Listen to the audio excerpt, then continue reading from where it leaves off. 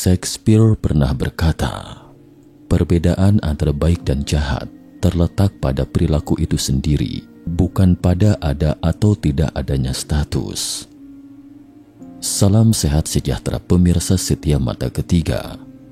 Hari ini kita akan bincang-bincang tentang wanita kera yang dieksploitasi ratusan tahun.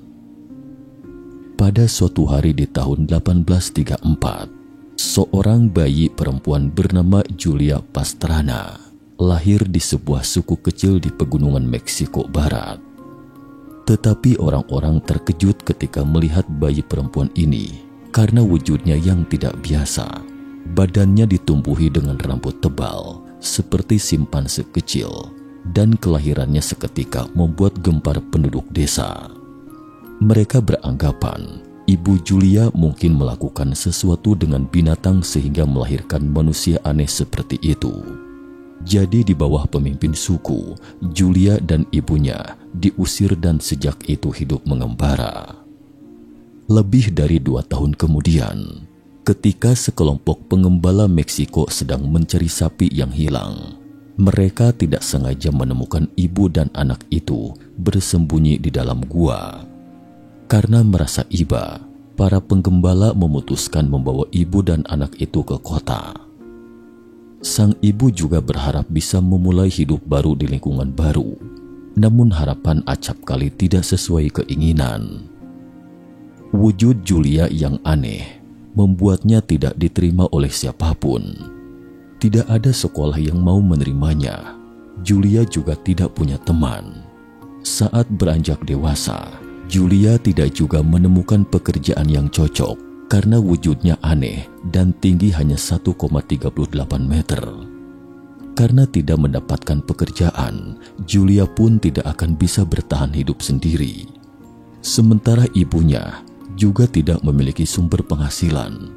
Hingga akhirnya Julia dititipkan ke panti asuhan. Karena eksentrik atau berbeda dari orang biasa, Julia kecil segera menjadi pusat perhatian masyarakat dan menarik perhatian gubernur. Sang gubernur lalu membawa Julia ke rumah dan menjadikannya pembantu. Namun Julia selalu berharap suatu saat nanti bisa kembali lagi ke desanya. Hingga menginjak usia 20 tahun, gubernur memberinya kebebasan.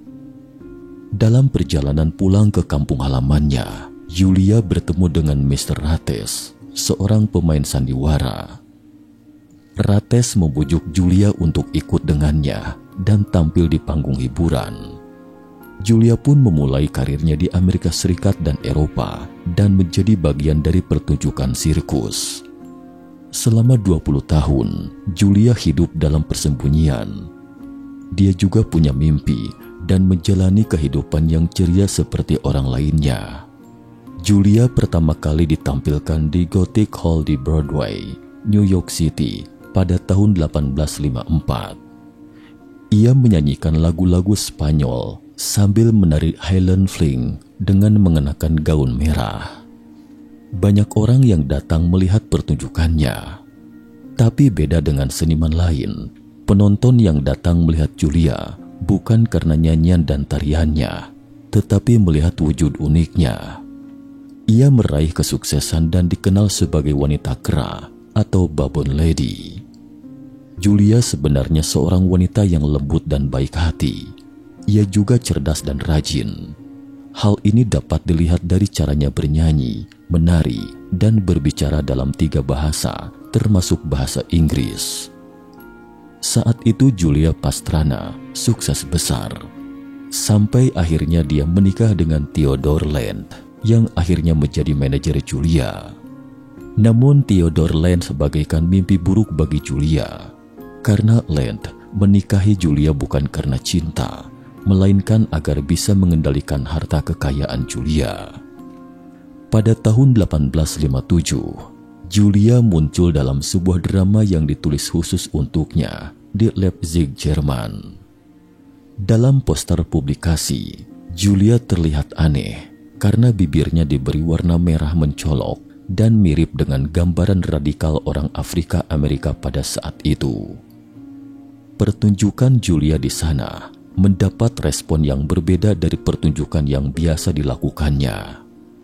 Penonton Jerman menganggap pertunjukannya jelek sehingga mereka semua menolaknya.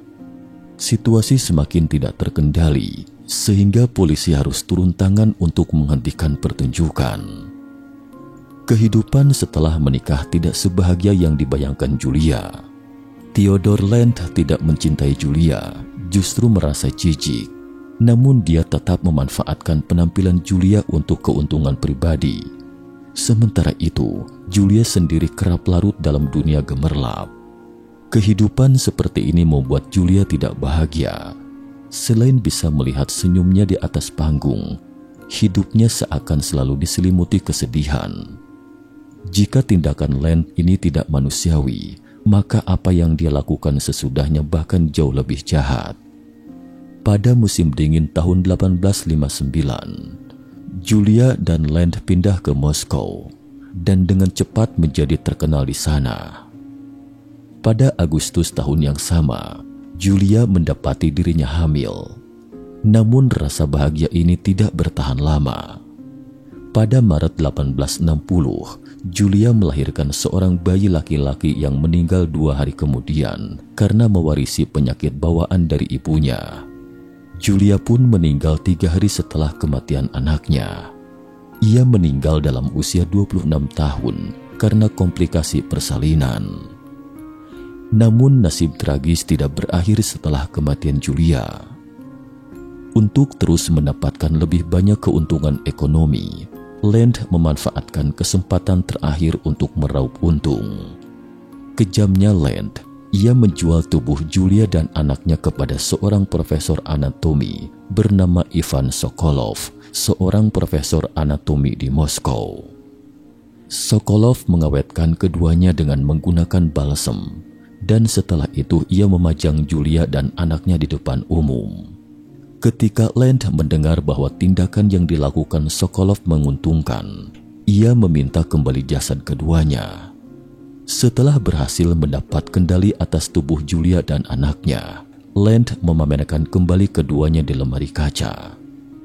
Rupanya, Land menyadari meski Julia telah meninggal, juga masih bisa menjadi sapi perah seperti semasa hidupnya. Beberapa tahun kemudian, Land bertemu dengan Marie Bartel, seorang gadis yang memiliki kondisi serupa dengan Julia. Ia kemudian menikah dengan Marie agar mendapatkan keuntungan yang sama dengan sebelumnya. Setelah menikah, Land mengganti nama Marie dengan Zenora Pastrana dan ia menyebarkan berita bahwa Marie merupakan saudara perempuan Julia.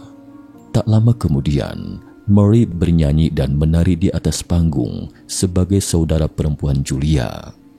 Setelah tur pertunjukan di seluruh Eropa dan Amerika, keduanya memutuskan untuk pensiun di Saint Petersburg.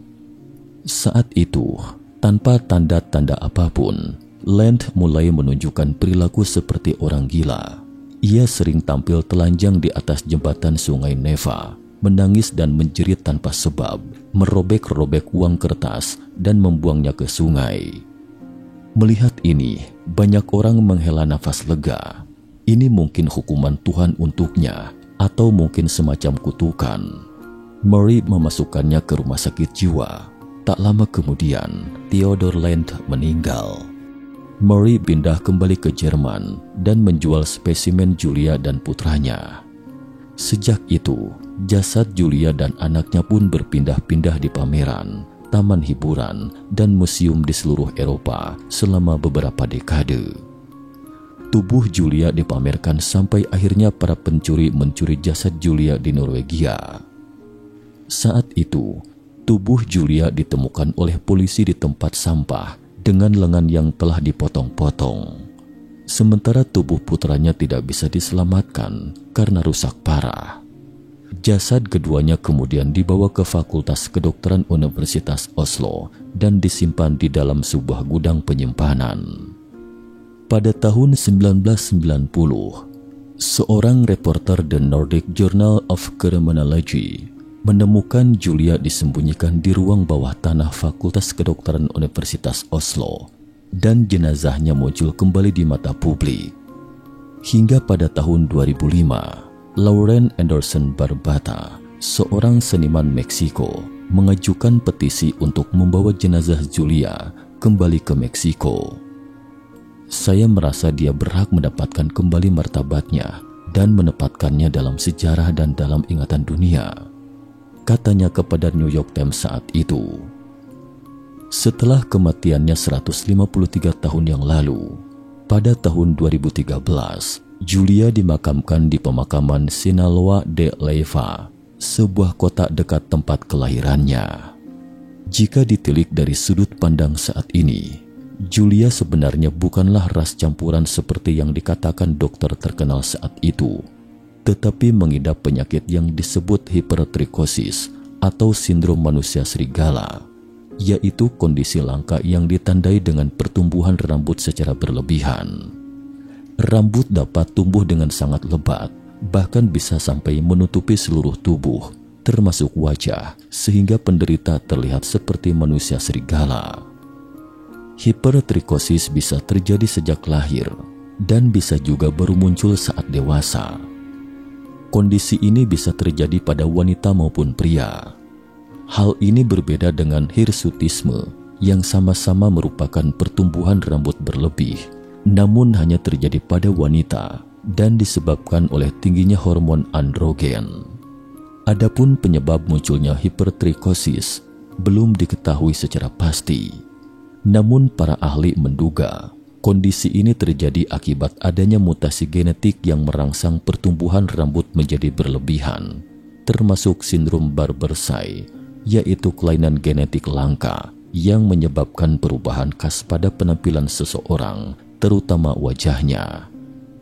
Jika Anda mengalami hipertrikosis, apalagi baru mengalaminya saat dewasa, segeralah periksakan ke dokter untuk mengetahui penyebabnya dan mendapatkan penanganan yang tepat. Dalam perjalanan hidup Julia di atas, banyak orang memandangnya dan menikmatinya sebagai monster, menganggap wujudnya sebagai lelucon. Kegembiraan mereka dilandaskan pada siksaan batin Julia, dan tindakan mereka juga sangat menyakiti Julia.